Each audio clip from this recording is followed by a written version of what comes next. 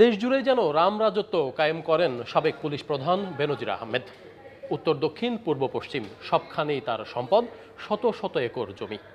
চলুন বাংলাদেশের মানচিত্রে এবার একটু দেখে আসি কোথায় নেই তার সম্পদ। ঠাকুরগাঁও সদরে বেনজিরের রয়েছে 50 বিঘা জমি, নীলফামারীর জলঢাকা উপজেলায় আরও 50, কিশোরগঞ্জ সদরে 100, গাজীপুরে 200 বিঘা, ঢাকায় তার 2 বাড়ি, 5টি আলিশান ফ্ল্যাট, মাদারীপুরে 273 বিঘা, গোপালগঞ্জে 1400। বেনজির সাহেবকে ডেকে এনে নোবেল পুরস্কার দেওয়া উচিত সততার জন্য, যে বাবা তুমি আসলে ইচ্ছা করলে এ তো এদের আব্বা। এই যে বেনজির সাহেব যখন আসসালামু আলাইকুম প্রিয় দর্শক, বেনজির আহমেদকে বাংলাদেশের জনগণ এই পর্যন্তই যতটুকু তার বিষয়ে জেনেছেন তার থেকেও আজকে অনেক গুণে বেশি তার সম্পর্কে জানতে পারবেন, এবং তার সম্পদ বলতে কি আছে বাংলাদেশ এবং দেশের বাইরে এই সকল গোপন তথ্য কিন্তু আজকে ভিডিওতে ফাঁস করে দেওয়া হবে। এবং গোলাম মৌলা রনি তিনি বলেছেন বাংলাদেশ থেকে মালয়েশিয়ায় লোক নেওয়ার জন্য, অর্থাৎ শ্রমিক নেওয়ার জন্য 4 জন লোকে 24,000 কোটি টাকার মতো মেরে দিয়েছে। সেই তুলনায় বেনজির হলেন বেনজির তাদের বাপের মতো, অর্থাৎ তাদের থেকে আরও বড় দায়িত্ব পালন করেছেন বেনজির, এবং তাদের থেকে আরও অনেক অনেক বেশি ক্ষমতাশীল ছিলেন বেনজির আহমেদ। সেই হিসেবে বেনজির হাজার হাজার কোটি টাকা তার আত্মসাৎ করা দরকার। মৌলা রনির যে টার্গেট, সেই টার্গেট ফিল আপ করে বেনজির আরও অনেক দূর এগিয়ে গিয়েছে। চলুন এই বিষয় নিয়ে আমরা 2টি ভিডিও দেখব, তারপরে বিস্তারিত। সদরে বেনজিরের রয়েছে 50 বিঘা জমি, নীলফামারীর জলঢাকা উপজেলায় আরও 50, কিশোরগঞ্জ সদরে 100, গাজীপুরে 200 বিঘা, ঢাকায় তার 2 বাড়ি, 5টি আলিশান ফ্ল্যাট, মাদারীপুরে 273 বিঘা, গোপালগঞ্জে 1400, সাতক্ষীরায় 48, বান্দরবানে 250 বিঘা, কক্সবাজার 2 ও সেন্ট মার্টিনেও রয়েছে তার 4 বিঘা জমি। তথ্য বলছে সেন্ট মার্টিন দ্বীপে প্রায় 10 বছর আগে বেনজির আহমেদ নিজের নামে কেনেন 4 বিঘা জমি। এছাড়া কক্সবাজার মেরিন ড্রাইভের ইনানি সৈকতে স্ত্রী ও 3 মেয়ের নামে কেনা হয় 2 বিঘা। এসব জমি কেনার সময় বেনজির ডিএমপি কমিশনার ছিলেন। বান্দরবান সদর উপজেলার সোয়ালক ইউনিয়নে ও লামা উপজেলায় বেনজির এবং তার পরিবারের সদস্যদের নামে কেনা অন্তত 250 বিঘা জমির সন্ধান পেয়েছে দুদক। সেখানে করেছেন বাগান, মাছের ঘের, গরুর খামার, বানিয়েছেন বাংলো। 2016 সাল থেকে সেখানে শুরু হয় তার ছলচাতুরি করে জমি কেনা আর দখল। ঠাকুরগাঁও এবং নীলফামারীতে 100 বিঘা জমিতে গড়েছেন পোল্ট্রির খামার। সেখানে তার সহযোগী স্বাস্থ্য বিভাগের বিতর্কিত ঠিকাদার মিঠু। গোপালগঞ্জ সদর উপজেলার বৈরাগীটোল গ্রামে 1400 বিঘা জমির উপর গড়ে ওঠা Savanna Eco Resort and Natural Park এখন টপ অব দ্য কান্ট্রি। সেখানে আছে কৃত্রিম পাহাড়, সাগরের কৃত্রিম ঢেউ খেলানো সুইমিং পুল, একাধিক পুকুর, কৃত্রিম ঝর্ণা, বিলাসবহুল ডুপ্লেক্স কটেজ, বিশাল কনসার্ট হল। অভিযোগ আছে এই রিসোর্টের জন্য ভয়ভীতি দেখিয়ে সংখ্যালঘুদের জমি দখল করা হয়েছে। এছাড়া গোপালগঞ্জে বেনজির ও তার পরিবারের সদস্যদের নামে প্রায় 300 বিঘা চাষের জমি রয়েছে বলে জানা গেছে।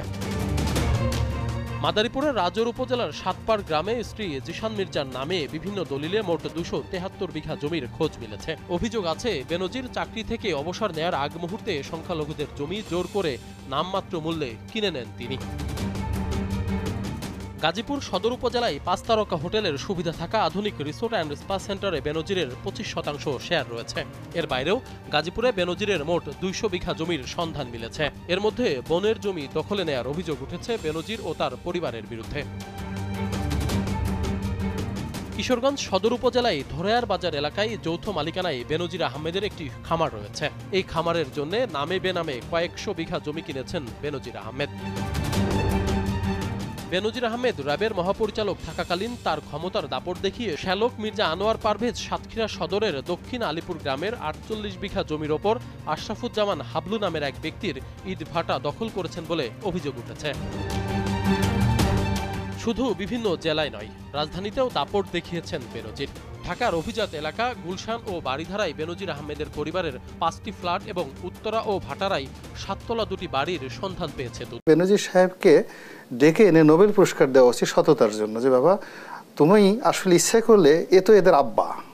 এই যে বেনজির সাহেব যখন যে 4 জন লোক আসছে, বেনজির সাহেবের এত ক্ষমতা ছিল, বেনজির সাহেব যদি তাদেরকে ডেকে রুমের মধ্যে আটকে বলতো আমার আব্বা ডাকো, এই 4 জন লোক সবাই তার আব্বা ডাকো। এই যে সরকার সাধ্যমতো চেষ্টা করছে দুর্নীতিবাজদের সরিয়ে দিতে, সাধুবাদ কি জানাবেন? না, সাধুবাদ কিভাবে জানাবো, এর কারণ হলো কেমন যেন একটা জগা খিচুড়ির মতো। মানে ফিরোজ ভাই যে তথ্য দিলেন, আমিও প্রথম আলোতে আজকে পড়েছি যে 4 জন লোক খুব অল্প কয়দিনের মধ্যে 24,000 কোটি টাকা মেরে দিল এবং প্রধানমন্ত্রীর নাম ব্যবহার করে প্রধানমন্ত্রী তাদেরকে বিশ্বাস করে একটা দায়িত্ব দিলেন যে তোমরা এই লোকগুলো পাঠাও, প্রতিজনের খরচ পড়বে 78,000 টাকা করে।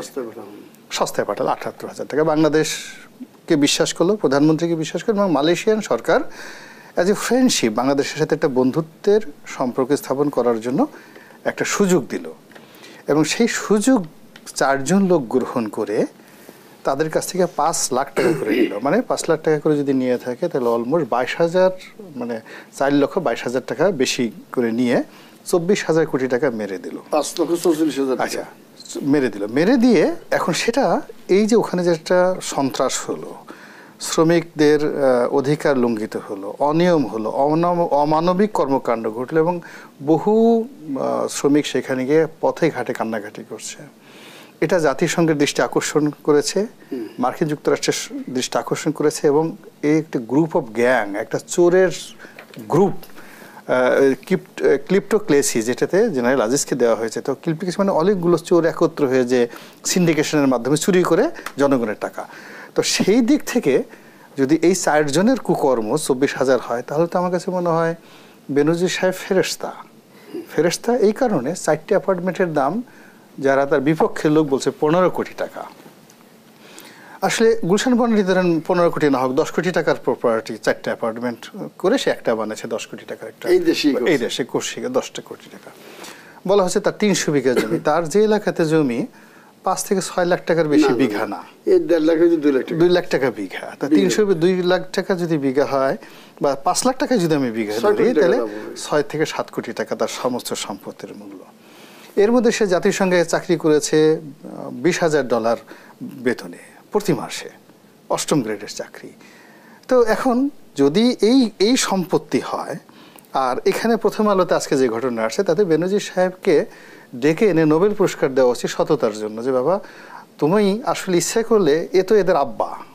এই যে বেনজির সাহেব যখন মানে যে 4 জন লোক আসছে, বেনজির সাহেবের এত ক্ষমতা ছিল, বেনজির সাহেব যদি তাদেরকে ডেকে রুমের মধ্যে আটকে বলতো আমার আব্বা ডাকো, এই 4 জন লোক সবাই তার আব্বা ডাকতো।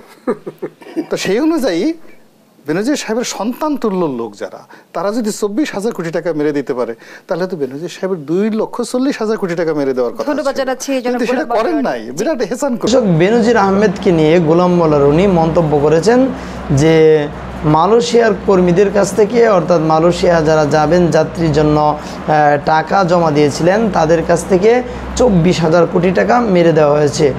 একটি সংবাদে বেনজির সম্পর্কে জানানো হয়েছে যে বেনজির আহমেদের 1500 কোটি টাকার মতো টাকা রয়েছে এবং 1400 বিঘার মতো সম্পদ রয়েছে। তবে প্রিয় দর্শক, 1400 বিঘাও না, 1500 কোটি টাকাও না, আরও অনেক গুণে যেন সম্পদের পাহাড় তার বেড়ে যাচ্ছে দিন পর দিন। এই পর্যন্তই আজকের ভিডিওতে আপনারা যারা দেখেছেন তার সম্পদের খবর শুনেছেন, কিন্তু কালকে এখানে সীমাবদ্ধ থাকবে না, বরং এর থেকে আরও 3 ডাবল সীমা কিন্তু অতিক্রম করবে। তার মানে একজন পুলিশের ঊর্ধ্বতম কর্মকর্তা, সে জীবন তাই 35 বছরের জীবন দশায় এত টাকা কামাই করেছে, সে কিভাবে কি করলো সেটি কিন্তু মানুষের কল্পনা ছাড়িয়ে গেছেন। কারণ গোলাম মোল্লা রনির মতো একজন মানুষ কল্পনা করে পাচ্ছে না যে তার সম্পদের পাহাড় কত বেশি হতে পারে। তবে প্রিয় দর্শক, এই সম্পদের পাহাড় কিন্তু বেনজির আহমেদের আগে থেকে হয়নি, 2010 থেকেই কিন্তু শুরু হয়েছে। আজকে এই 24-এ সেই 14 বছরে কিন্তু বেনজির আহমেদ পুরা বাংলাদেশকে গ্রাস করেছেন এবং বাংলাদেশের বাইরেও কিন্তু তার প্রচুর অর্থ এবং সম্পদ রয়েছেন।